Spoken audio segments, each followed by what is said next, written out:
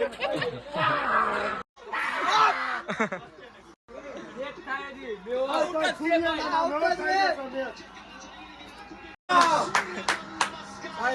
કરતા બુમરાહ નમસ્કાર છે. બુમરાહ ને ઓલા ને ભાઈ હર્ષદીપ પછી આપણો હાર્દિક પંડ્યા.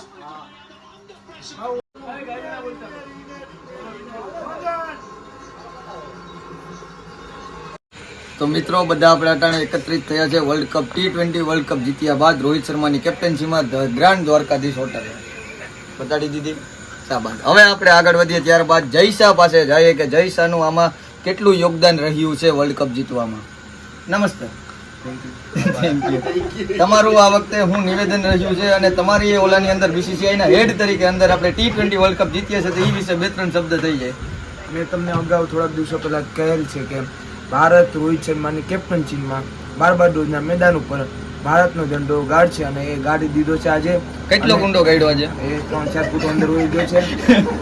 પત્યાબાદ રોહિત શર્મા માથા પટકારો છે. માથા પટકારતો તો એનું હું તમને કીધું હતું. ના એમાં એને થોડુંક વાગી ગયું છે. મેં કીધું આરામ તો થઈ જશે. સારું. આમાં સ્ક્રિપ્ટ લખવામાં કોનો હાથ રહ્યો છે? બહુ સારી તમે સ્ક્રિપ્ટ બનાવી, છેલ્લે સુધી મેચને રસજનક રાખ્યો છે. એમાં અમિત શાહનો થોડોક હાથ હતો. એટલે બાપ દીકરા બેયનો હાથ હતો. બે ભેગી બનાવી હતી. એમાં થોડોક ટ્વિસ્ટ અને ટર્ન રાખ્યો હતો. તમારે એ પણ મને ખબર છે. ત્યાર પછી આપણે મળીએ ભાઈ વિરાટ કોહલીના મોટા ફેન તરીકે આપણે આદિલભાઈને. આદિલભાઈ, વિરાટ કોહલી વિશે 2-3 શબ્દ થઈ જાય. રોહિત શર્માએ કીધું હતું કે ભાઈ વિરાટ કોહલીને આપણે છેલ્લા મેચ આથી હાચવીને રાખ્યો છે, તો કઈ રીતના હાચવો હતો તમે? જોરથી બોલ, થોડુંક જોરથી બોલો, માઇક બહુ ઓછું છે. અમે તો વિશ્વાસ હતો વિરાટ કોહલી ભલે ધીરું રમે પણ છેલ્લી 2-3 ઓવરમાં તો એ રમશે જ અને સારું રમ્યો, બહુ સારું રમ્યું. એટલે તમે સ્વીકારી લીધું હવે કે ભાઈ વિરાટ કોહલી વર્લ્ડ નો બેસ્ટ બેટ્સમેન હે? એ સ્વીકારેલું છે ભાઈ, સ્વીકારેલું છે. દુનિયાને ખબર જ છે દુનિયાનો નંબર 1 બેટ્સમેન છે વિરાટ કોહલી. ઓકે, હવે વિરાટ કોહલીએ T20 ઇન્ટરનેશનલ માંથી રિટાયરમેન્ટ જાહેર કરી છે, તો એના તમારે શું કહેવું છે? એ માટે હવે ઘણું દુઃખ છે. વિરાટ કોહલીને કહેવું જોઈએ કે એક વર્ષ આવતો વર્લ્ડ કપ રમી જાય. આવતો વર્લ્ડ કપ હજી રમી જાય એવી ભાઈ આદિલભાઈ ની, જો વિરાટ કોહલી આ વિડીયો જોતો હોય તો આદિલની રિક્વેસ્ટ સ્વીકારી લે ભાઈ. ત્યારબાદ આપણે આવીએ ધોની પાસે. થાલાભાઈ ના ફેન તરીકે બે ફોન પકડીને બેઠા છે. ભાઈ તમારું આ થાલાનું આમાં શું રહ્યું આ વખતે યોગદાન વર્લ્ડ કપમાં? થાલાના મંતવ્ય મુજબ ઘણા રીઝન હતા કે ભારત વર્લ્ડ કપ જીત્યું, એની આનંદ અને લાગણી અમને છે. અને બધા રીઝન પાછળ એક મેઇન રીઝન હોય છે. રીઝન તમને કહેવા માંગુ છું. હું જઈ 7 રને ભારત જીત્યું. આમાંય થાલા લઈ ગયો ને હાથ. ત્યારબાદ આપણે ભાણવડના મોટા ફેન, આખી ઇન્ડિયન ક્રિકેટ ટીમના ઇન્ટરનેશનલમાં અને ઘણા પેઢીઓ રમી ગયેલ છે ઇન્ટરનેશનલ ક્રિકેટ. ત્યારબાદ એને મળીએ અને કહીએ કે ભાઈ તમારું મંતવ્ય શું રહ્યું? આ નજીક આવો બાજુ. મારી પાસે કઈ શબ્દ નથી, હું આજ બહુ ખુશ છું. આગળ હું થાય ખબર નહીં પણ મને ખબર નહીં, હું આજ બહુ ખુશ છું. બહુ ખુશ છો તમે? સરસ. ખુશી તમારી જે બરોબર છે, જાળવી રાખો. એ વાત. ત્યારબાદ આપણે મળીએ ખાપટના સેક્રેટરી વ્રજ બાપોદરાને. તો ભાઈ બાર્બાડોસમાં ઝંડા ગાડ્યા એવી જ રીતના આપણે જુનાગઢ જીમખાનામાં શું કરવાનું રહેશે? આવતી ઇનિંગની તમારી શું પ્લાનિંગ છે? આપણા જયશાહે કીધેલું હતું કે અમે બાર્બાડોસના મેદાન ઉપર ઝંડો ગાડશું. એમ અમારી પણ ટીમની ઈચ્છા છે કે અમે જીમખાના એન્ડે ખાપટનો ઝંડો ગાડીશું અને ઇતિહાસમાં પહેલી ક્રિકેટમાં જીતશું. એમાં એવો અમારો ઈરાદો છે. એટલે હું એવું જ કહેવા માંગુ છું કે જો આપણે જીમખાના એન્ડમાં ઝંડો ગાળવો હોય તો થોડું ક્રિકેટમાં ધ્યાન દે. સમજી ગયા બધા? ત્યારબાદ આપણે મળીએ રોહિત શર્માના મોટા ફેન ને માલિક મોરબી. નમસ્કાર. નમસ્કાર સર. તમારે ભાઈ રોહિત શર્માની કેપ્ટનશીની અંડરમાં આપણે જીત્યા, તો રોહિત શર્મા વિશે 2-3 શબ્દ થઈ જાય. પેલા તો એક વસ્તુ કે થેન્ક યુ રોહિત શર્મા.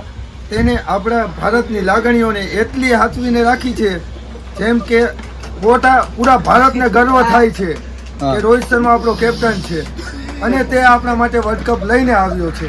પણ મને જયારે ગર્વ નથી થતો રોહિત શર્મા માટે.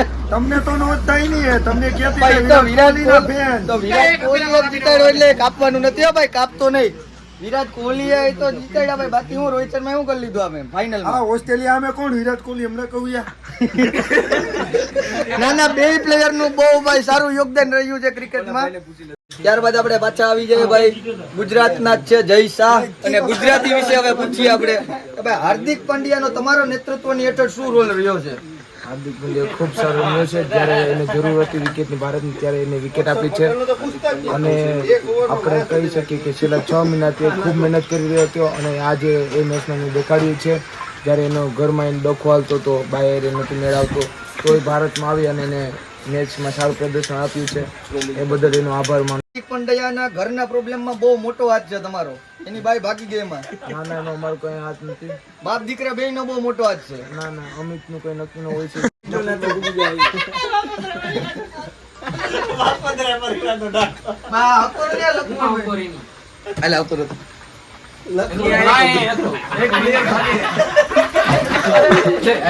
સાઉથ આફ્રિકાનો ફેન પકડાણો.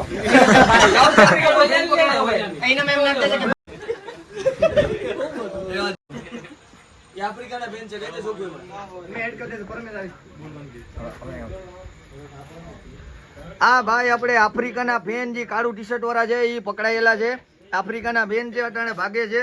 ખબર નહીં લક્ષ્મણભાઈ કરીને એનું નામ છે કંઈક, લક્ષ્મણ માસા તરીકે એનું નામ છે. રાતે 2:30 વાગે કોકારે વાતું કરે છે અને આખી મહાત્મા ગાંધી બોયઝ હોસ્ટેલની વાતું વાં પુગાડે છે કસ્તુરબામાં. અને ખબર નહીં શું કરતો હોય લક્ષ્મણ માસા આખી રાત, કઈ ખબર નથી પડતી ભાઈ એનું.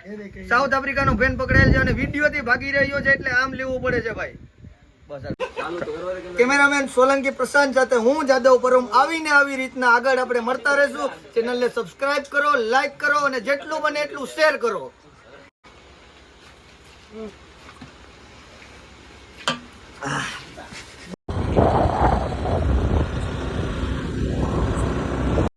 જો તમને આ એસપી બ્લોગના વિડીયો સારા લાગે તો લાઈક કરો, સબસ્ક્રાઇબ કરો, શેર કરો અને જરાય ભૂલતા જ નહીં.